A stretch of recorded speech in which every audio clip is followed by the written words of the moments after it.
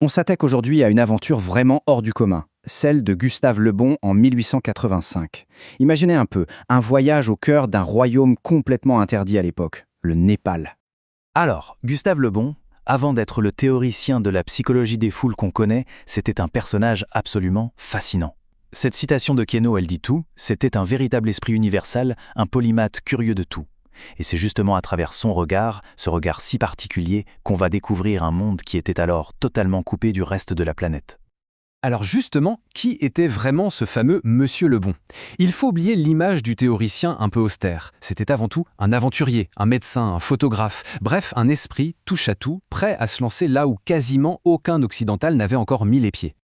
Bon, entrons dans le vif du sujet. Il faut bien comprendre une chose. À la fin du 19e siècle, entrer au Népal, c'était tout simplement mission impossible. Le royaume était l'un des endroits les plus fermés du monde, protégeant son indépendance de manière, féroce.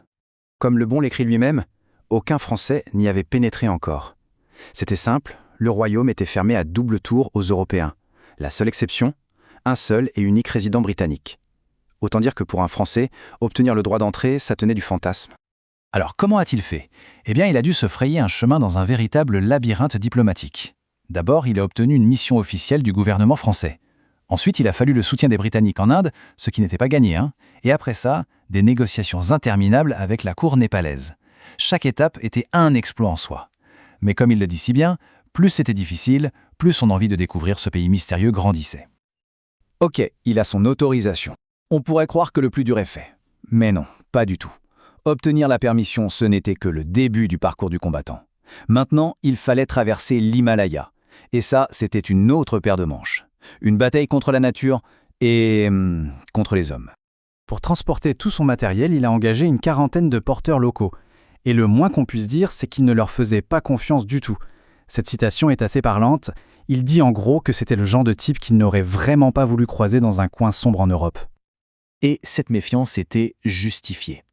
Le point culminant, c'est cette histoire terrifiante dans la forêt du Téraï.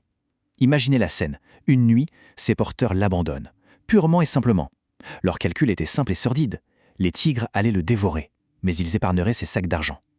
Le Bon s'est retrouvé seul, au milieu des prédateurs. Sa seule chance de survie, son sang-froid. Il a brûlé toute sa réserve de bougies, une par une, pour tenir les fauves à distance jusqu'au lever du jour. Incroyable. Mais ce danger constant, permanent, côtoyait une beauté absolument sublime. Le contraste est saisissant.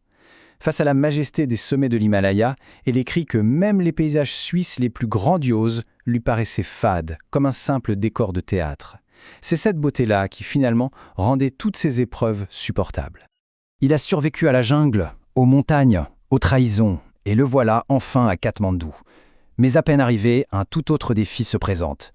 Il n'est plus un voyageur, il est une attraction, un objet de curiosité incroyable et surtout un homme placé sous très très haute surveillance. Chacune de ses sorties, c'était un véritable événement. Une foule immense le suivait à la trace, partout, tout le temps. C'était tellement intense que ses gardes personnels devaient jouer des coudes et même du bâton pour lui ouvrir un passage. Et puis il y avait les questions incessantes des officiels. Pour eux, c'était impossible qu'il soit là pour la science. Non. Dans leur esprit, c'était forcément un espion, un émissaire du Raja des Français venu préparer une guerre contre la Chine. L'ambiance devait être assez spéciale. Mais au-delà de cette curiosité, Le Bon observe. Et ce qu'il voit, c'est une société incroyablement complexe. Ces notes nous plongent dans une culture népalaise pleine de contrastes, un monde partagé entre dieux, guerriers et artistes. Il a notamment fait une distinction très claire entre les deux peuples principaux de la vallée. D'un côté, il y a les Gorkhas, la classe dirigeante, les guerriers qui gouvernent. De l'autre, les Newars, le peuple d'artistes, de bâtisseurs, ceux qui ont construit les temples et les villes magnifiques qu'il admire. Deux peuples, deux mondes qui cohabitent. Et à la tête de ce pouvoir, on trouve des personnages, disons, hauts en couleur. Prenez le ministre Jung Bahadur. Le Bon le décrit comme un homme à la fois d'une intelligence supérieure et d'une efficacité brutale. Le genre d'homme qui décapite personnellement ses opposants sans phrase inutile. La conclusion de Le Bon est sans appel. Il n'avait plus d'ennemis, tout simplement parce qu'il les avait tous exterminés. Un despote, oui, mais un despote qui a aussi modernisé son pays. Et tout cet édifice social repose sur un pilier central, une structure absolument immuable, le système des castes. Il faut bien saisir ce que ça implique. Perdre sa caste, c'est tout perdre. Sa famille, ses amis, son statut, tout. Pour Le Bon, c'est la clé. C'est la pierre angulaire qui explique toute l'organisation de la société, pas seulement au Népal d'ailleurs, mais dans toute l'Inde. Forcément, une telle immersion dans un monde si radicalement différent, ça laisse des traces. Ce voyage va avoir un impact profond, une empreinte durable sur toutes les théories que Gustave Le Bon développera par la suite. Et la grande leçon qu'il en tire, il la résume dans cette phrase. En gros, il en vient à la conclusion que les peuples ne choisissent pas vraiment leurs institutions. Ils sont façonnés par des forces beaucoup plus profondes, inconscientes, liées à leur histoire, à leur environnement.